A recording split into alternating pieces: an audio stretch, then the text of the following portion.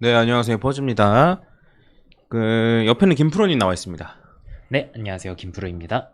아, 뭐, 지난주에 비해서 좋아졌냐, 나빠졌냐 물어보시면, 안 좋아졌다. 그렇죠. 네, 라고 말씀드릴 수 있겠습니다. 일단은, 주요 추세선으로 생각했던 것들이 조금 뚫렸다라고 좀 볼 수 있을 것 같고요. 네. 그래서, 요 라인, 로그로 봤을 때 요 라인이 지지받아줬으면 제일 베스트였을 텐데, 일단 여기가 끝났고, 그래서, 물론 지금 당장 올라갈 가능성이 제로냐라고 하면 그건 아니지만, 일단, 여기까지, 선형으로 봤을 때 요 라인, 네, 해서, 한, 저점을 갱신할지는 잘 모르겠습니다만, 그래도 추가적인 하락은 조금 염두에 둬야 되지 않을까라고 생각을 합니다. 물론, 뭐, 무조건 떨어질 거니까 지금 뭐 전부 다 현금화 해야겠다 이런 걸 전 말씀드리는 게 아니에요. 단기적인 관점으로 바라보는 게 아니니까 오해하지 마시고 해당 자리까지 떨어진다면 저는 있는 현금으로 추가적인 매수 거의 마지막 매수가 되겠지 않을까 싶은데 네. 추가적인 매수를 한번 좀 잡아볼 생각이고 요때 잘 샀거든요. 저는 요 타이밍 때 저점에서 잘 사서 사실 꽤 많은 양을 샀어요. 네. 사서 어쨌든 요게 거의 마지막 매수가 되지 않을까라는 생각이 있었는데 네. 네. 근데 어쨌든 한 번 더 떨어지면서 네. 한 번 더 이제 매수할 기회가 온다라고 생각을 일단 하고 있습니다. 네. 그래서 해당 부분 참고해 주시면 좋을 것 같고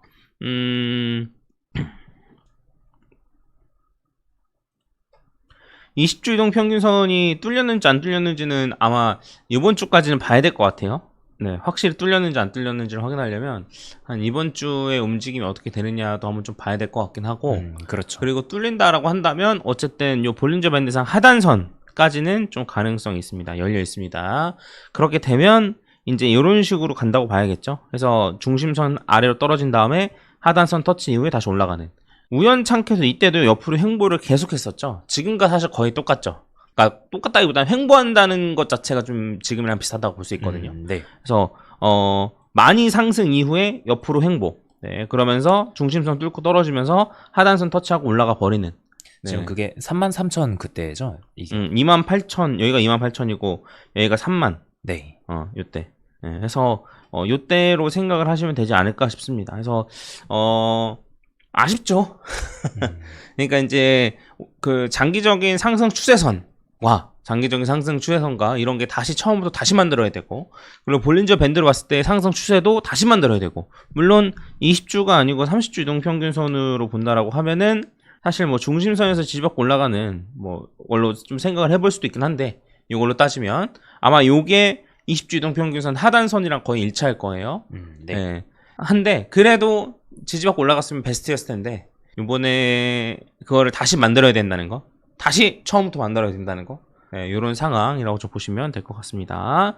그래서 떨어지게 되면 일단 제가 말씀드린 대로 요 라인 네, 선형으로 봤을 때 요 라인까지 떨어질 걸 좀 염두에 둬야겠다. 그리고 꼬리를 달고서라도 저점을 깰 수 있는 수준이긴 한데 네, 그렇다고 해서 추가적으로 많은 하락을 기대하기는 좀 어렵다. 네. 그래서 만약에 이제 현금이 남아 있다라고 한다면 요 자리까지 떨어진다라고 하면 노려보겠다 정도로 좀 접근하시는 게 어떨까라고 생각을 하고 그러면 결국에는 이 하락 추세를 뚫으려면 어떻게 해야 되냐 라고 봤을 때는 제가 봤을 때는 어쨌든 요 추세선이 좀 주요해 보이거든요. 이건 일봉입니다. 네. 요 추세선이 일단 주요해 보이기 때문에 요 추세선을 뚫고 올라오는지 아닌지가 좀 중요해 보인다. 그래서 이 추세선을 뚫고 올라온다라고 하면은 일단은 요 하락 추세 정도는 좀 마무리된 걸로 볼 수 있지 않을까. 추가적으로 확장이 일어날 수는 있겠지만 이렇게 일단은 생각을 하고 있습니다. 근데 어쨌든 요 추세선을 일단은 뚫고 올라오는 게 중요하고 추가적으로는 볼린저 밴드 중심선, 일본 볼린저 밴드 중심선을 뚫고 올라오는 게 중요하겠죠. 여기. 얘를 먼저 뚫고 올라온 다음에 얘까지 뚫고 올라오는 게 중요하겠죠. 예, 해서 이렇게 뚫고 올라가면 다시 이제 상단선까지 올라간 다음에 조정받을 때 중심선에서 지지받고 올라가는지 요거를 일단 또 이제 체크해야 됩니다. 요거까지 되면은 이제 볼린저 밴드로 봤을 때는 좀 상승 추세로 전환 정도로 좀 보시면 될 것 같고 이 이후에 어쨌든 추가적으로는 한 73,000 뭐 얘기하면 여기 고점 돌파? 네, 고점 돌파가 좀 확실히 된다라고 하면은 이제 뭐 조정의 끝이다 예, 라고 말할 수 있을 것 같습니다. 그래서 요 정도로 좀 참고해 주시고 네, 여기까지도 추가적인 하락이 있을 수 있다 정도로 보시면 될 것 같고, 일단 요렇게 1, 2, 3, 4, 5로 올라가는 시나리오 같은 경우에는 아직까지는 조금 남아있긴 한데, 여기서 조금 더 떨어지면 가능성이 거의 없어집니다. 네. 아직까지는 가능성이 있긴 있어요. 조금 있어요. 조금 있는데, 일본 기준으로는 어쨌든 지금 이게 그러면 78.6에서 딱 마감이 되고 지금 추가로 하락이 나오고 있는 상황인 거잖아요. 그치. 네. 그래서 여기서 가능성이 없는 건 아닌데, 더 떨어지면은 좀 많이 줄어들어요, 가능성이. 그렇죠. 예, 그러면 요 가능성보다는 뭐 여기가 저점이라는 가정하에 이제 1, 2, 3, 4, 5 한 다음에 추가적으로 A, B, C거나, 안 그러면 여기를 고점으로 보고 A, B, C거나 뭐 이런 식의 가능성이 좀 있을 수 있지 않을까 정도로 생각을 합니다. 요게 저점을 갱신하지 않는다는 가정하에, 예, 해서 요거는 조금 더 지켜봐야 될 것 같고, 제가 이제 말씀드리고 싶은 건 뭐냐면 추가적인 하락을 염두에 둬라 일단. 네. 예, 일단 뭐 안 오면 좋은 거고 추가적인 하락이. 근데 올 수도 있으니까 좀 그런 걸 머릿속에 넣어 두시라는 차원에서 말씀드린 거고, 그리고 요 라인을 일단 1차적으로 뚫고 올라오는 게 중요. 그다음에 요 중심선을 뚫고 올라오는 게 중요. 예, 그다음에는 올라갔다가 내려왔을 때 중심선을 지지받고 올라가는 게 중요. 근데 일단은 요거까지 생각하지 말고 얘 뚫고 요 두 개만 일단 보자 이거예요. 그렇죠. 예, 요거만 보면 되겠다. 요 정도 말씀드릴 수 있겠습니다. 뭐 더 얘기할 거 혹시 있어? 일단은 그 장기적인 건 좀 봤으니까요. 단기적으로 제가 뭐 지금 하락을 어떻게 보고 있는지를 좀 얘기를 하면은, 사실 저희가 이전에 봤을 때 요 하락이 그냥 이 정도에서 1, 2, 3, 4, 5로 해가지고 이쯤에서 끝난 것 같다라고 봤었던 게 사실 이것 때문이잖아요. 네. 이렇게 1파로 놓고 본다고 하면은 1, 2하고 3이 161.8까지 올라간 다음에 61.8%까지 4파가 이렇게 돼버리니까 사실 이 패턴을 생각을 안 하고 있었는데, 제가 보기에는 지금은 이거를 1파로 놓고서 그냥 이게 있더라도 여기까지 1파로 놓은 다음에 1, 2, 3 하고 4, 5로 갔거나 이렇게 갔거나, 5가 진행 중인 거다. 네, 해가지고 5가 진행 중이면은 지금 여기서부터 여기까지는 가능한 거겠죠. 이렇게 추가로 떨어졌다가 여기서 이제 지지를 해주고 올라가거나, 아니면은 지금 여기가 1, 2 해가지고 3파가 여기인 경우, 이렇게 해가지고 지금 어쨌든 반등을 하는데, 반등을 했다가 여기서 어쨌든 한 번은 저항을 받고 추가 하락의 가능성, 이렇게 보고 있는 거죠. 해가지고 제가 보기에는 어쨌든 횡보가 조금 더 길어질 것 같기는 해요, 지금 상황에서는. 하락 횡보가. 그렇죠. 네, 뭐 요렇고, 그 추가적인 이제 말씀드리면은, 그러면 이제 뭐 코인 시장 끝난 것이냐에 대한, 그러니까 한번 잘 생각을 해보세요. 네, 저는 아니라고 생각합니다. 네. 네, 그러니까 제가 아니라고 생각하는 이유를 뭐 저는 여러 번 말씀드렸기 때문에 제가 애써 뭐 설득시키고 싶진 않아요. 네, 뭐 끝났다 싶어서 이제 그냥 다 손절하려 하실 분들은 하셔도 되고, 네. 근데 제가 생각하기에는 들어오는 금액 자체가 지금 다른데, 현물 ETF가 승인됨에 따라서 네. 들어오는 금액 자체가 다르고, 그 다음에 이제 법인이나 회사에서 있는 현금, 걔네들은 무조건 현금에 대한 요 가치 하락을 항상 신경 쓰고 있거든요. 그렇죠. 그래서 걔네들이 어쨌든 일정 부분, 현금의 일정 부분을 어쨌든 코인으로 갖고 있을 가능성이 높은데, 그러니까 해칭의 요소로. 그래서 지금 은행에서부터 그러한 현상들이 일어나고 있고, 그렇죠. 네, 그리고 끝물인데 얘네가 들어오진 않겠죠. 은행에서부터 그런 현상들이 일어나고 있고, 그 다음에 아마 다음번 이제 실적 발표 때는 더 많은 회사들이 아마 현물 ETF를 가지고 있을 가능성이 매우 높은 이러한 상황에서, 이런 상황에서, 그리고 이제 금리 인하가 늦춰진다라는 얘기가 있긴 하지만, 네. 어쨌든 금리가 더 오를 가능성은 없잖아요. 미쳐가지고 파월이 할 수도 있나?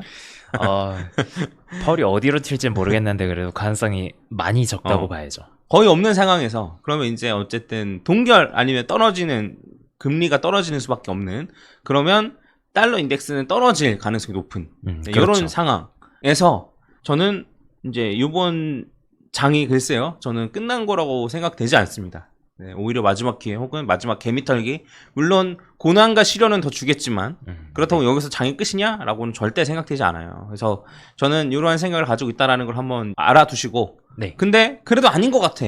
아닌 것 같은 느낌적인 느낌이 들어. 이러면 그냥 뭐 가셔도 상관없습니다. 네, 근데 저는 이렇다라는 거. 자, 열심히 설득해봐야 들으시는 분들은 듣고 안 들으시는 분들은 안 듣거든요. 네, 그리고 이번에는 비트장만 오는 거 아니야? 현물 ETF도 비트밖에 없잖아. 뭐 비트만 되는 거 아니야? 라고 생각하시는 분들, 알트 이렇게 많이 떨어졌는데 복구가 되긴 돼? 막 3분의 1 토막 나 있는데 복구가 되긴 돼? 라고 생각하시는 분들 분명 있겠죠. 네. 요거는 그냥 가령 예를 들어서, 저는 잘 모르겠습니다만 가령 예를 들어서 설명드리면, 여기 2017년이에요. 2017년에 이더리움이 많이 올랐습니다. 이렇게 올랐잖아요. 이더리움이 많이 올랐는데, 이더리움이 본격적으로 이제 요 상승하기 전에, 그렇죠? 본격적으로 상승하기 전에 요 조정이 있었는데, 이게 조정의 폭이 얼마냐면 이게 마이너스 66%예요. 딱 3분의 1 된 거네요. 3분의 1 토막 난 거예요. 네. 이더리움이 언제? 급격하게 오르기 전에, 2017년에. 그러면 바로 지난번은 어때? 라고 한다면, 지난번 같은 경우에도 요 고점, 여기 고점을 뚫고 나서 여기서부터 여기까지도 한번 봅시다. 36%의 조정이 네. 있었고, 그 다음에 여기서부터 고점 갱신하기, 최고점 갱신하기 전까지도 고점 대비해서 한 60% 되는 조정이 있었습니다. 네. 해서, 어쨌든 이더리움은 지금 상황으로 봤을 때만 요쯤에 뭐 있는 거라고 볼 수 있을 것 같긴 하거든요. 네. 안 그러면 뭐 기껏 해봐야 요쯤? 네. 이때도 사실 30%에 가까운 조정이 있었죠. 이때도. 이렇게. 33% 되는 조정.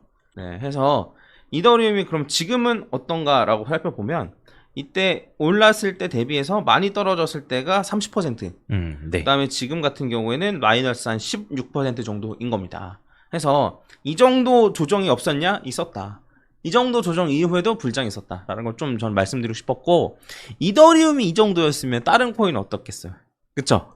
제가 다른 코인을 굳이 안 갖고 왔어요. 왜냐면 또 리플한테 뭐라고 하는 거냐 이럴까봐 네. 제가 안 갖고 왔습니다. 다른 코인들 한번 살펴보세요. 그래서 다른 코인들도 진짜 뭐 계속 올라가면야 좋겠지만, 별 조정받지 않고 올라갔으면 좋겠지만, 역사적으로 그런 코인은 비트코인밖에 없었어요. 네? 반감기 이후에 계속 쭉쭉 올라가는 코인은 비트코인밖에 없었어요. 그런 비트코인도 한 20-30% 조정은 그냥 달고 살았어요. 솔직히 말하면. 그렇죠. 네. 네. 그냥 쭉쭉 올라가는 코인은 비트코인밖에 없었고, 다른 알트코인들은 요렇게 가다가 팍 올라갔다가 또 3분의 1 토막, 이렇게 가다가 팍 올라갔다가 또 3분의 1 토막, 이런 거의 반복이었어요. 네, 해서 알트 불장은 제가 말씀드렸듯이 아직 안 왔다, 라고 말씀드리고 싶고, 지금 있는 코인들 뭐 그럼 어떻게 되냐라고 물어보시면, 네, 뭐 버티셔야죠. 별 수 없죠. 네. 그러니까 불장이 아직 끝나지 않았고, 비트 불장은 계속 되고, 그 다음에 비트 불장이 끄트머리 알트 불장이 온다라고 생각이 드시면 뭐 버티는 수밖에 없죠. 그럼 넌 어떻게 할 거냐? 저는 알트 비중이 적어요. 네. 저는 비트이드 솔라나 현금 합쳐가지고 90%가 넘습니다. 네. 그래서 물론 이더랑 솔라나도 많이 떨어지긴 했죠.